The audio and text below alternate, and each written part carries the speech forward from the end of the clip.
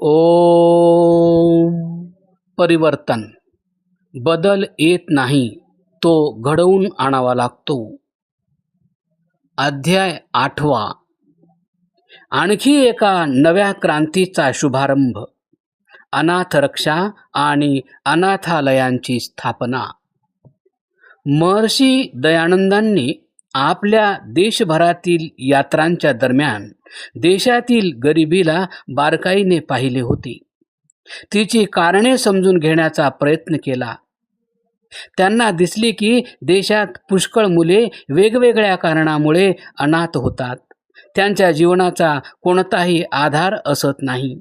विधर्मी लोक त्यांच्या सेवेच्या बहाण्याने घेऊन जातात आणि शेवटी त्यांना धर्मांतरित करून आपल्या मताच्या प्रचार कार्यात लावून टाकतात. अशी परिस्थिती समाज आणि देशाला धोकादायक असल्याचे दयानंदांनी सांगितले.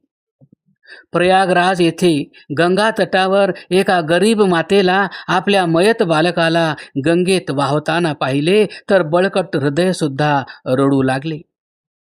त्यांनी पाहिले की त्या मातेने ज्या कापडात गुंडाळून आपल्या मुलाचे प्रेत आणले होते, मुलाचे शव वाहविल्यानंतर परत आपले शरीर झाकण्यासाठी त्याच कापडाला ओढून घेत होती.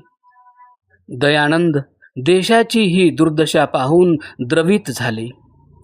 अशा प्रकारच्या वर्गाची सेवा करणे हे त्यांनी मानवाचे प्रथम कर्तव्य असल्याचे सांगितले आणि आर्य समाजाच्या नियमात सुद्धा लिहिले.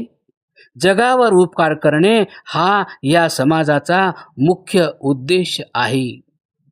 त्यांनी देशात अनाथ मुलांचे पालनपोषण करण्यासाठी 26 जुलै 1877 रोजी फिरोजपूर येथे आर्य अनाथालय उघडले, जे त्यावेळी भारतीयांकडून उघडलेले एकमेव व प्रथम अनाथालय होते.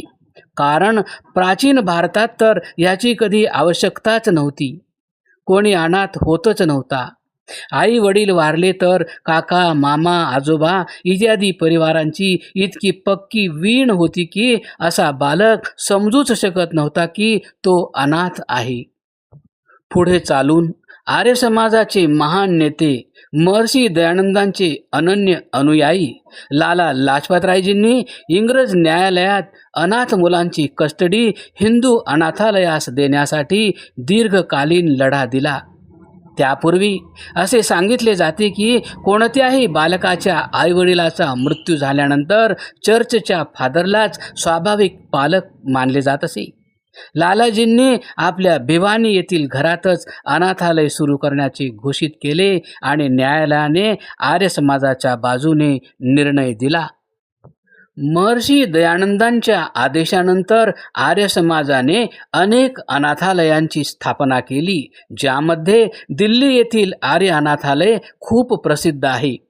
ह्या व्यतिरिक्त बरेली, आग्रा, नागपूर, इंदौर, रोहतक, देहरादून, करनाल, अजमेर, देवरिया, पॉंडिचेरी, गांधीधाम तसेच विदेशामध्ये सुरिनाम, डर्बन, मॉरिशस इत्यादी अनेक ठिकाणी अनाथालयांचे निर्माण झाले. यांच्यापासून झालेल्या लाभाचे अचूक असे विश्लेषण तर झालेले नाही, पण अनुमानाने वाचक विचार करू शकतात की लाखो बालकांचे पालनपोषण, शिक्षणाची व्यवस्था 150 वर्षांपासून कोणत्याही शासकीय मदतीशिवाय करणे हे केवढे मोठे कार्य होते, जे आजही निरंतर चालू आहे. कित्येक मुलींचे विवाह या संस्थांनी संपन्न करविले आहेत. ज्या मुलींना मथुरेच्या वृंदावन विधवा आश्रमात पाठवले गेले असते, आज त्यांचे भविष्य उज्ज्वल बनविण्याचा इतिहास दयानंदांच्या शिष्यांचाच तर आहे. ह्या अनाथालयानंतर अनेक धार्मिक संस्थांनी आपापली अनाथालये उघडण्यास सुरुवात केली.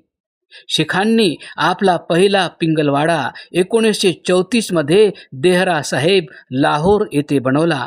आज अनाथालय उघडणे हे धार्मिक कार्य मानले जाते.